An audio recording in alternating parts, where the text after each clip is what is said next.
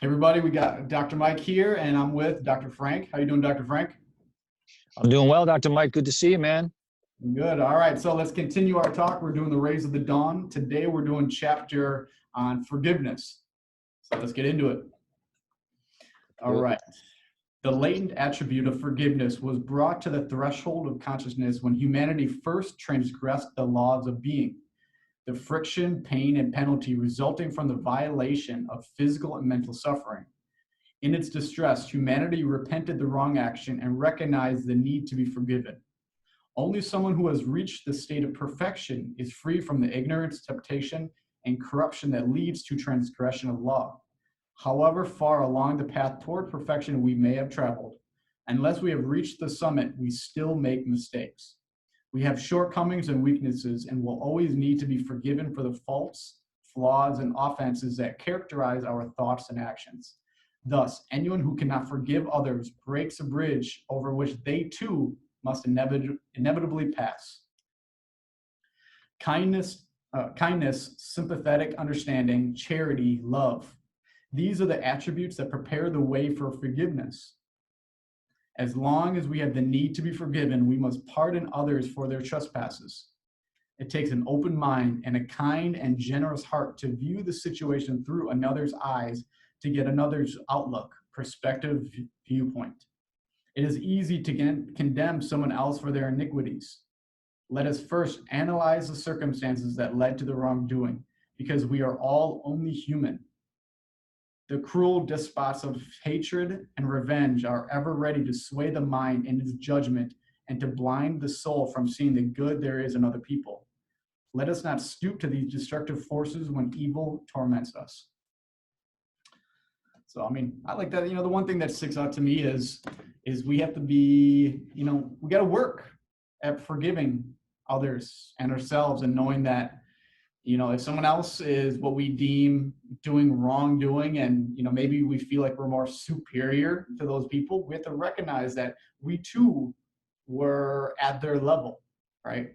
And when we were there, we would have appreciated forgiveness and just to allow people to learn what they need to learn and recognize, hey, I might be here in my evolution, they might be here, or maybe they're even farther. Someone's always gonna be ahead of me, and I'm hoping I can get that forgiveness. In addition to that, I would say that I think what he's saying is if you're going to choose not to forgive, that's okay.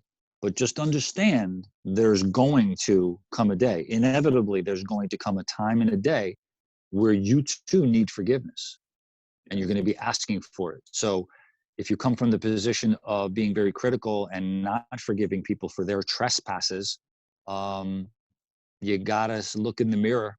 You gotta look in the mirror and realize that, none of us are perfect in that way. We are human, and we will all be in the need of a forgiving tone or a forgiving vibe from somebody at some point in time. Yeah, it's not if, it's just when. Correct. It's not if, it's definitely when. That's right.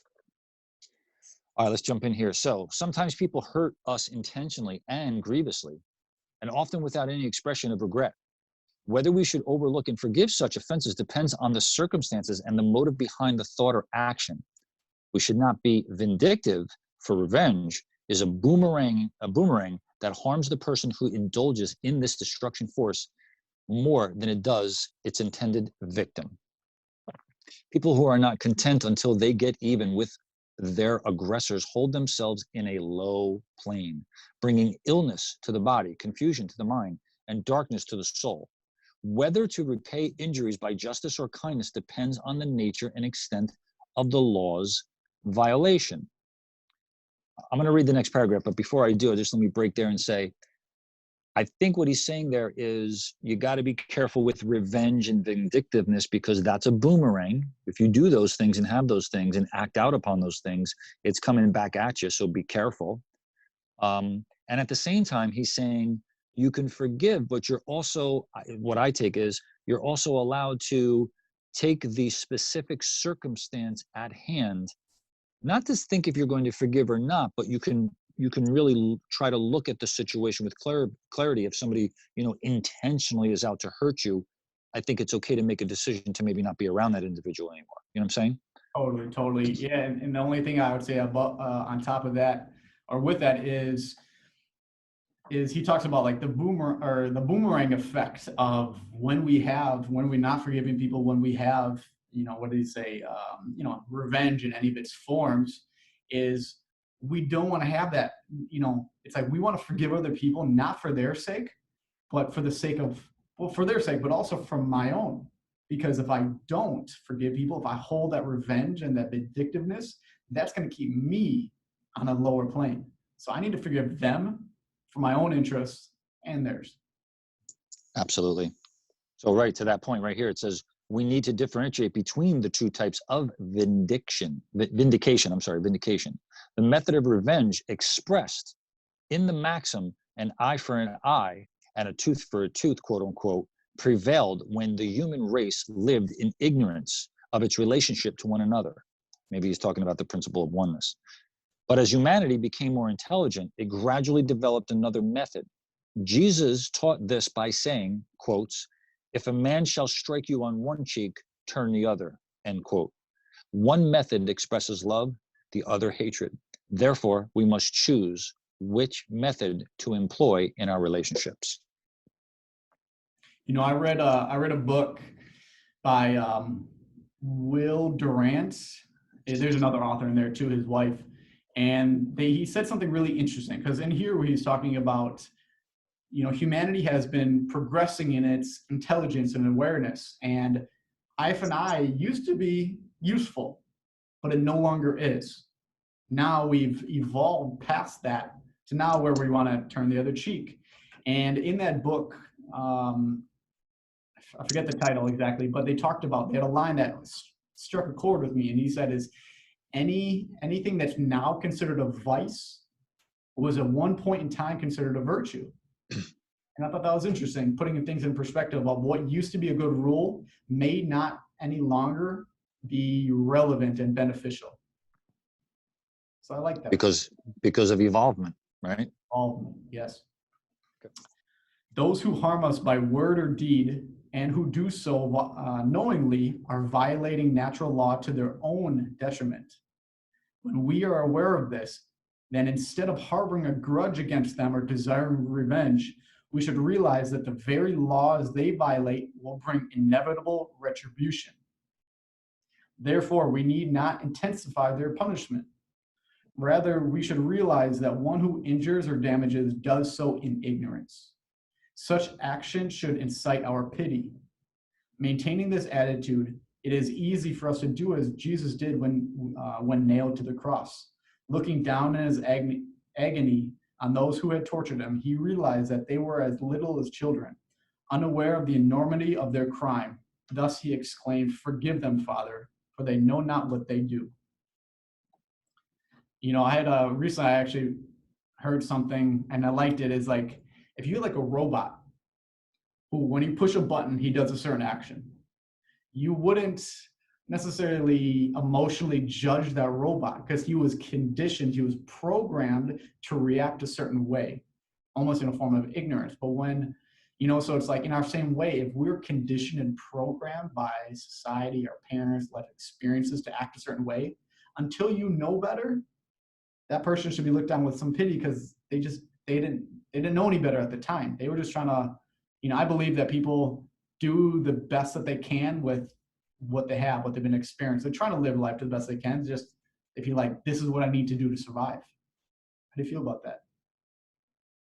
I think it's right on. I think most things that we do as human beings that might be deemed inappropriate or not nice to one another or to the environment itself are mostly done out of ignorance. I think that's why we behave that way. Again, we're not perfect, and your behavior is not going to be 100% in everyone's liking all the time. Things might be misconstrued or taken in a different way.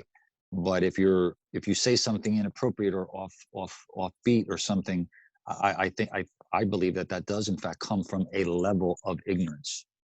Mm-hmm. Mm-hmm. Agreed. This does not mean that we should look at all harm in this manner. There are some people whose souls are so perverted that they intentionally and deliberately bring injury to others to advance some evil purposes on their own. Such individuals should be brought to justice for their deliberate, premeditated evil they cause. I think a lot of people reading this and they're going along with us are probably thinking like, where are the lines? Like, just love everyone no matter what. Dr. Fleet here is saying is, you got to look at where this is coming from, because justice should be served. If there was true evil intention, yeah, absolutely. Yeah. That's what he's saying. Yep. All right, here we go. So we cannot hold someone accountable for unavoidable ignorance, since we are all human and to some extent subject to violation of law. However, it is our duty to become as informed as possible regarding the truth about life, to seek knowledge of the laws of our being and obey them as much as possible. With wisdom comes understanding, and when we understand the laws, we cannot willfully violate them without accepting due punishment. Surely we cannot hope to transgress nature's laws without the inevitable penalty of or suffering. The law of compensation makes no exceptions. Despite good intentions, we may bring injury and even tragedy into others' lives. In a complex society, ignorance and carelessness may do as much damage as willful aggression, especially where powerful individualists exert their influence over many people. To be able to choose between right and wrong action, we must know what is right under the circumstances and act accordingly. When ignorance causes violation of law, we can be more generous in imposing a penalty or in granting forgiveness. Those possessing knowledge and authority have a duty to instruct and aid others who live in ignorance and darkness. It is contrary to the divine plan to condemn and refuse to assist those who are ready to learn. I think that's interesting because I'm kind of taking it a couple different ways. One of the ways, and you might have taken it as I'm reading it, is you could say, well, okay, Dr. Fleet, but who are you to make those decisions? So how are you the final decision maker, right? Was that out of complete ignorance, or was that out of complete evil? And then if you do retaliate and that person is brought to justice, was that fair in the first place? I don't know. I really don't know the answer. I'm just questioning it. I think he's saying that there is two sides. You've got to look for perspective. We innately know what is right and what is wrong, what is good and may be deemed evil, and we should act and behave accordingly. There's this expression they say is like the highway to hell is paved with good intentions, and that may be true, but I believe more, I flipped it and say like the highway to heaven is paved with good intentions.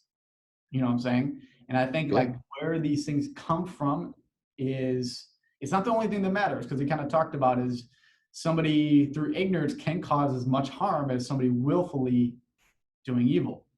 But we can learn. So one of the main things that I pulled out of that as you're reading it is to not hold guilt on ourselves. If we screwed up in the past, but we didn't know any better, then we should look at that not as something that requires guilt, but simply to learn so that we can change in the future. So dropping that baggage, that guilt that can really weigh on our shoulders, and just says, I didn't know any better, but now I do. Absolutely. Got to forgive yourself. That's one of the biggest things in this chapter, I believe. Yeah. How did Jesus heal? What was one of his things? Your sins are forgiven. That's it. Your sins are forgiven of you. That's it. Everyone possesses certain ideals and aspirations. To the degree that we can become conscious of these ideals and aspirations, they create a sense of obligation within our consciousness. The more sensitive a person's nature, the more acutely he or she will feel the defeat or inner discord when choosing unwisely or violating the laws of being. And the greater will be the desire for forgiveness. When we evolve to the point where we can choose with wisdom and discriminate between the right action and wrong action, we have learned to take full responsibility for our actions and for the effects those actions may have on others. Then we'll have broadened our vision, deepened our understanding of human nature, and increased our power of forgiveness. But even the wise person must guard against the sense of guilt or remorse that becomes inverted and results in self-condemnation. I mean, there's your point right there. That's what you said.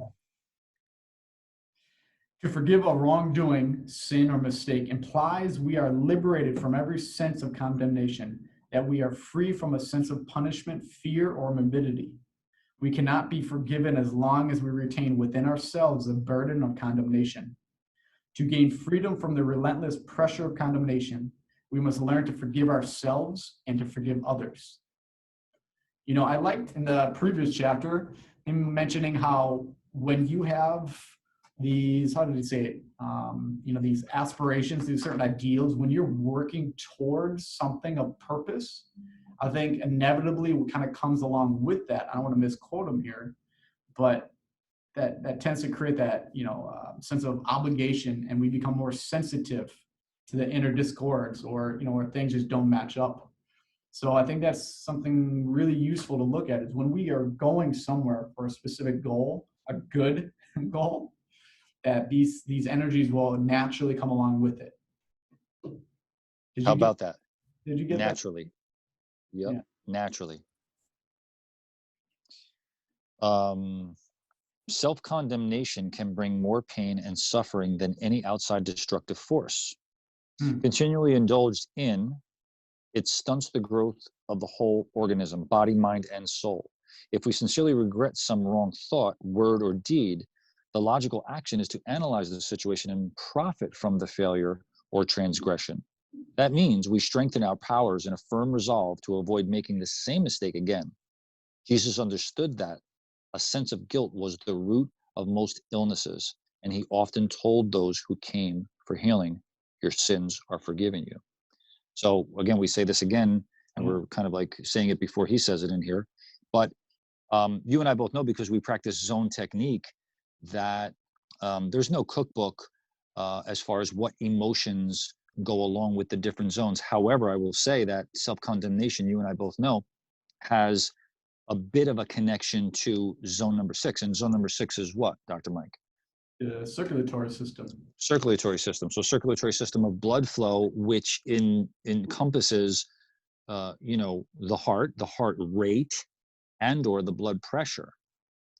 And if you think about that, I mean, one of the reasons why I'm even on this call with you in the first place, and why I took you up on this offer and going through these chapters, is I want this knowledge and this session for someone who's listening or watching to understand how these emotions can serve you and or not serve you. And quite frankly, self-condemnation, I'm not saying that every single person that has high blood pressure problems or heart-related problems are tremendously guilt-laden, or they're very, very hard on themselves.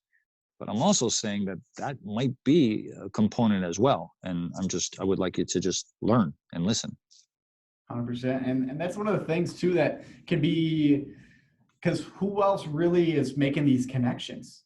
But when we look at, you know, people are trying to alter their diet, they're trying to do all these different things. And if you're not making, you know, progress with that, or if you're relying on medication forever, I believe that anything short-term is kind of okay. You can take medication short-term, but while you're taking it, take active, proactive steps to be correcting the thing at the core so you can get off the medication.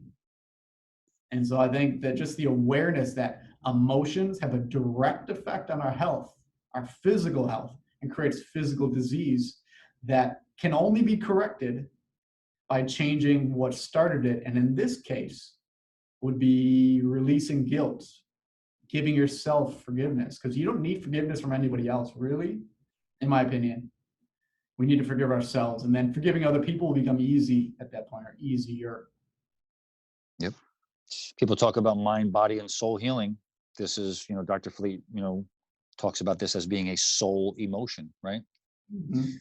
The Christian Bible further urges, let not the sun go down upon your wrath. In other words, let us make peace today with others in our lives, for tomorrow may be too late. During our brief stay here on this earth, why should we indulge in hating anyone? Let us instead exchange a good deed for an evil one, forgiving the other person for that offense, and in so doing, contact that person's soul and lead them toward the light. If we continuously emphasize the good in a person, positive forces will soon predominate. They will then assume command of the soul, liberating it from the fetters of the evil forces that previously held it in bondage, ignorance and darkness. Dr. Frank, what would that look like in a practical situation where it talks about if we continuously emphasize the good in the person, the positive forces will soon predominate? What might that look like in a realistic scenario for you? What comes to mind is I read a study, or I heard of a study years ago, where they took some students that were, I guess, labeled, let's say, delinquent, and they didn't do well in school. They had poor grades. They were misbehaving left and right.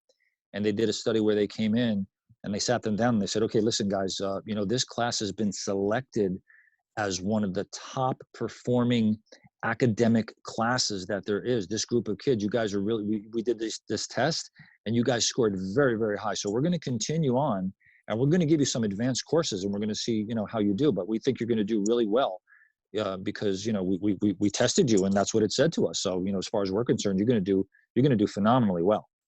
And lo and behold, they did really well and they got phenomenal grades. So I think that's an example of literally speaking that into existence, right?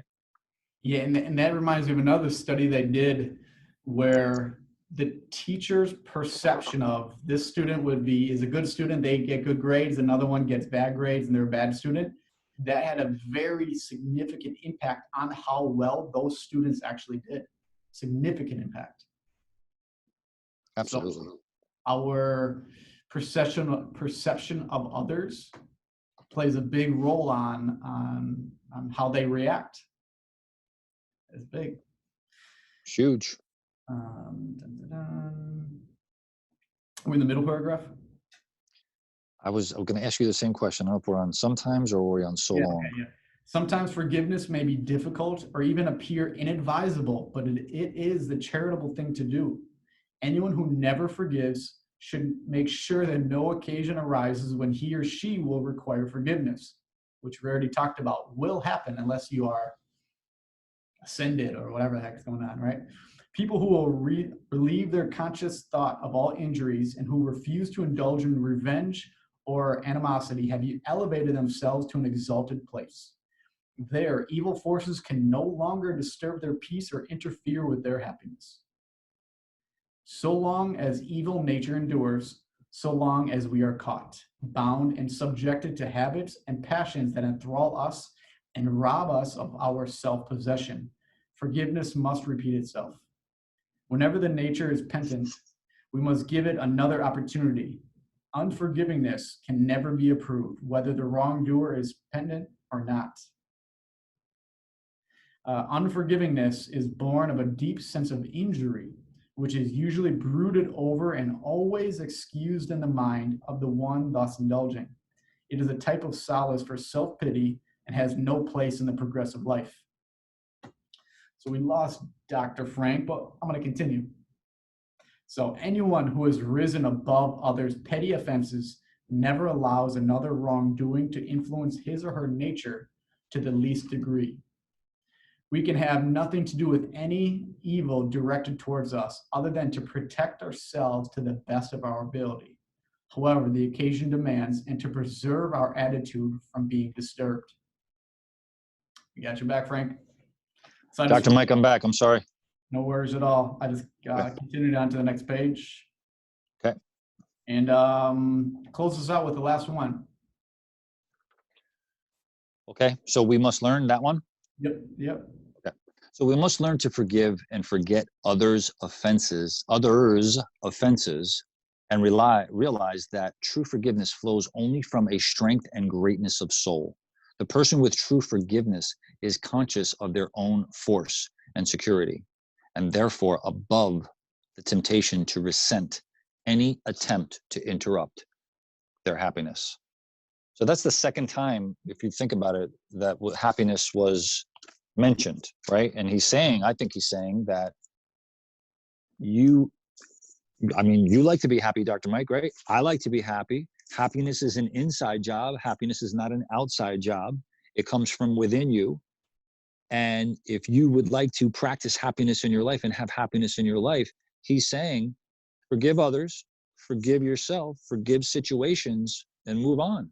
Because if you don't, on any one of those accounts, you're tormenting your happiness. You're at a low level plane. You're at a low plane, and inevitably your happiness will be robbed of you. And if we are criticizing ourselves, I think one of the best ways to stop that is to stop criticizing other people. When we learn to not criticize them, that will naturally bleed over to us being easier on ourselves. And I think too, because sometimes people view, and I probably do to some extent, people view forgiveness almost as a trait of weakness. But I think this chapter can help reassure people that you must be a strong person. I don't want to say you must be a strong person, but it is a sign of strength to forgive other people. And I think that's really important. I agree. I think it is a sign of strength. I was taught years ago that, forgiveness is for you. It's not for the other person, like you mentioned earlier, because you're the only one when you're not forgiving that your blood is boiling, etc. And then I heard a phrase of you can forgive, but you don't have to forget. And I went by that mantra for a while as well. I don't know if that suits me anymore either. I know it might be really, really difficult to forget something. But if you're not going to also forget it in addition to forgiving, then are you really forgiving? If something really horrific happens to you, I'm sure you want to forget it. But at the same time, to really truly forgive, I think there's got to be a component of that. I'm not saying that I have the answer for it. I'm just saying, like, those are the thoughts, I don't know where I heard it, but I recently heard that as well, where true forgiveness, a component of that is forgetting that it ever happened. So we got to work through the details on that, the nuances of that for some people, but there we go. That's right. Dr. Fleet said it. He said that there was seven layers of meaning in every paragraph. Read this book, not only for your emotional health, but your physical health too. So any parting thoughts before we go, Dr. Frank? Dr. Fleet said in this book that there's 7 layers of meaning in every paragraph. And whether you agree, disagree, or are neutral about the concepts and ideas he shares in it, just bringing it to the forefront of your mind is and has a healing component. Totally. Well said. All right, Dr. Frank, appreciate your time. Peace. See you.